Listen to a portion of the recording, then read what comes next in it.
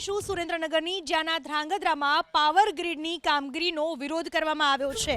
સુરેન્દ્રનગરના ધ્રાંગધ્રાની વાત, જ્યાં કોંઢ ગામના ખેતરમાં વીજપોલ નાખવાની કામગીરીનો વિરોધ કરાયો। વીજપોલ નાખવાની કામગીરી શરૂ થતાં ખેડૂતોનો ઉગ્ર વિરોધ પ્રદર્શન કરનાર ખેડૂતોની પોલીસે કરી અટકાયત। સુરેન્દ્રનગર ધ્રાંગધ્રામાં પાવર ગ્રીડની કામગીરીનો વિરોધ કરાયો। કોંઢ ગામના ખેતરમાં વીજપોલ નાખવાની કામગીરીનો ખેડૂતોએ વિરોધ કર્યો અને વિરોધ કરનાર ખેડૂતોની અટકાયત કરવામાં આવી છે।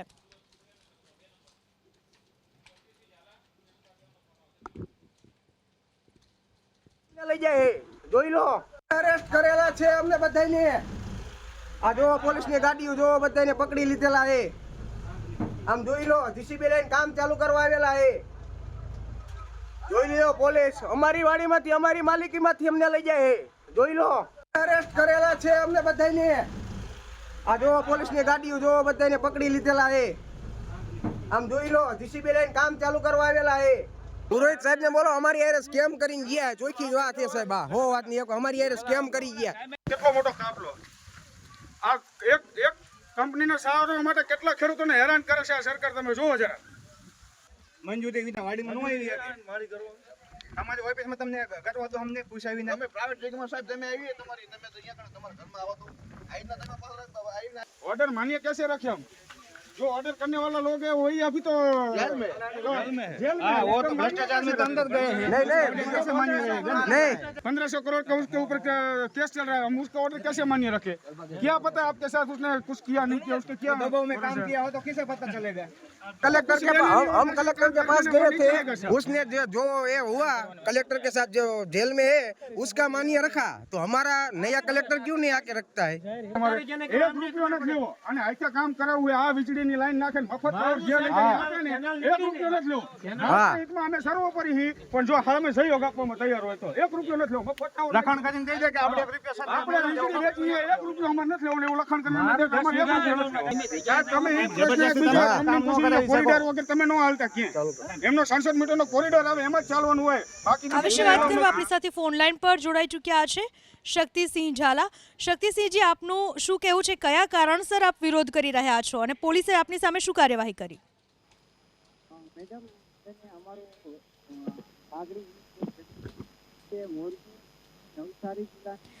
શક્તિસિંહજી, આપને મારો અવાજ સંભળાઈ રહ્યો છે?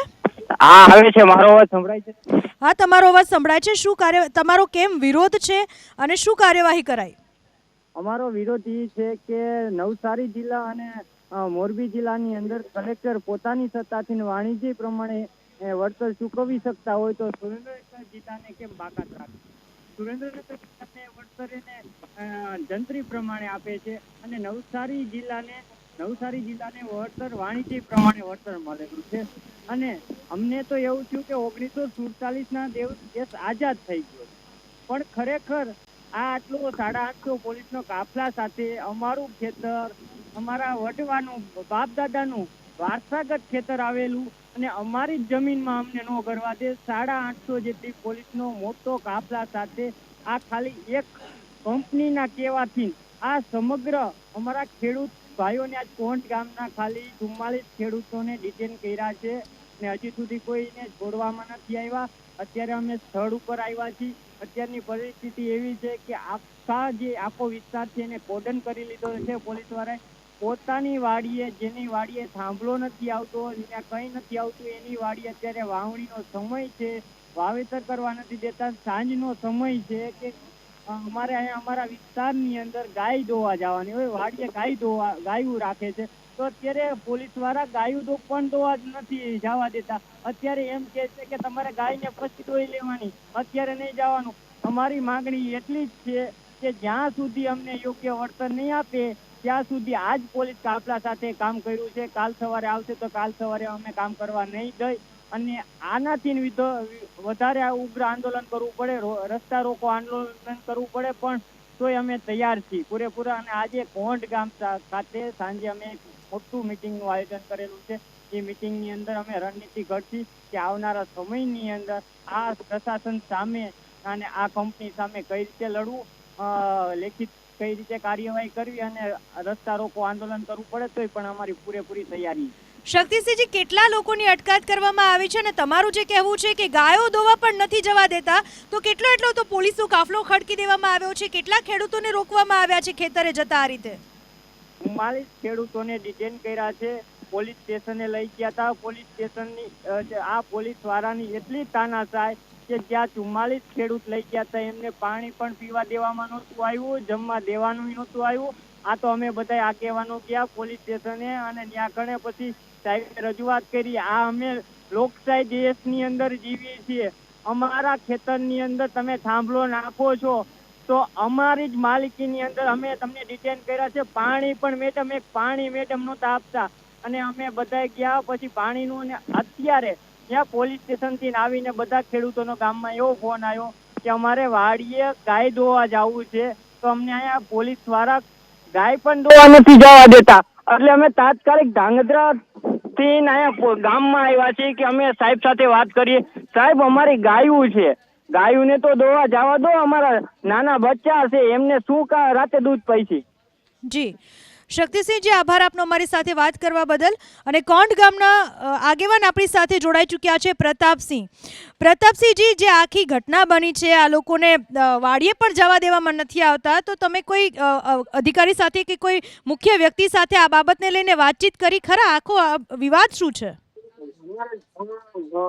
કોઈ પણ અધિકારી ખેડૂતનું કોઈ પણ સાંભળવા માટે તૈયાર જ નથી. પહેલી વાત તો એ. બરાબર છે. અમે અહીંયા કણે લગભગ 150-200 માણસો હતા. ડાયરેક્ટ સીધા અમારી વાતચીત કોઈ પણ જાતની સાંભળ્યા વગર ડાયરેક્ટ સીધા 70 થી 80 લોકોને ડિટેન કરી લીધા છે. તમે કઈ જગ્યાએ રજૂઆત કરવા ગયા હતા? કોને રજૂઆત કરવાનો તમે પ્રયાસ કર્યો? અમે કલેક્ટરની અંદર ધારાસભ્યને, સંસદ સભ્યને, સીએમ સાહેબ સુધી અમે બધી રજૂઆત કરી છે, પણ કોઈ વ્યક્તિ સાંભળતા નથી. અને અત્યારની પરિસ્થિતિ શું છે? કારણ કે ખેડૂતોનું એવું કહેવું છે કે પોતાના ખેતરમાં પણ જતા રોકવામાં આવે છે, ગાયો નથી દોવામાં આવતો. અત્યારે સંધ્યા ટાણું છે. જી બેન, જી સાચી વાત છે. કેટલા ખેડૂતોને એના ખેતરમાં નથી જવા દેવામાં આવતા અને કેટલી ગાયો આ રીતે હેરાન થઈ રહી છે? અત્યારે બેન ગામડાની અંદર બધા માણસો જે રહે મોસ્ટ ઓફલી ગાયો ભેંસો જે રહ્યું એ બધું વાડી ઉપર જ રાખતા હોય છે. આ લોકો કોઈને ક્યાંય બધી જગ્યાએ બધા રસ્તા બ્લોક કરી નાખ્યા છે, કોઈને ક્યાંય જવા દેતા નથી. અચ્છા, પાવર ગ્રીડની કામગીરી ક્યારથી શરૂ કરવામાં આવી હતી અને આ પાવર ગ્રીડની કામગીરીને લઈને તમે રજૂઆત કરી હતી ખરા વળતર બાબતે? આશરે દોઢક વર્ષ પહેલા આ બધી કામગીરી ચાલુ થઈ છે બેન. જ્યારે તે રાજેશ હતા કલેક્ટર શ્રી, એ અમારા જે કોણની જે જંત્રી જે રહી ને બેન, એ પિયત ના આધારે નક્કી કરી અને 1500 કરોડ નું કૌભાંડ કરી અને જેલ ની અંદર જતા રહ્યા છે. અહીંયા ખેડૂતો શું કેવાય બિન પિયત ની જંત્રી ના ભાવે અત્યારે એવડે લોકો વળતર આપવાની વાત કરે છે, તો કેવી રીતના થાય? અમારા બાજુનું ગામ જે છે સાપકડા, ત્યાં 980 રૂપિયા પર મીટરે ચૂકવે છે, અમને અહીંયા કને 384 રૂપિયા ચૂકવે છે. એટલે અડધાથી પણ ઓછો. જી, અને સાપકડાની જંત્રી જે રહી 26 રૂપિયા છે, અમારી 82 રૂપિયા છે બેન. બરાબર. તો આ 1.5 વર્ષથી આ વિરોધ ચાલે છે અને 1.5 વર્ષ બાદ હવે કામગીરી આજે શરૂ કરવામાં આવી, એવું હતું કે કેમ? આજે બેન બળજબરી પૂર્વક કાર્યવાહી કરવામાં આવી છે. અમને બધાને અહીંયા પોલીસ સ્ટેશન ડિટેન કરી લીધા છે. તમે પણ તેમાં છો? હા, હું પણ છું, પોલીસ સ્ટેશન જ છું અત્યારે. અચ્છા, તો ત્યાં તમે કોઈ સાથે વાત કરી કે કયા કારણોસર ક્યારે છોડવામાં આવશે તમને? અહીંયા પોલીસ સ્ટેશને કોઈ સ્ટાફ જ નથી બેન. બધાને ઓછામાં ઓછા 700 થી 800 માણસો કોંઢ કલ્યાણપુરની સીમની અંદર બધાને ફિટ કરી દીધા. એક પણ પોલીસ સ્ટેશનની અંદર માણસો જ નથી બેન.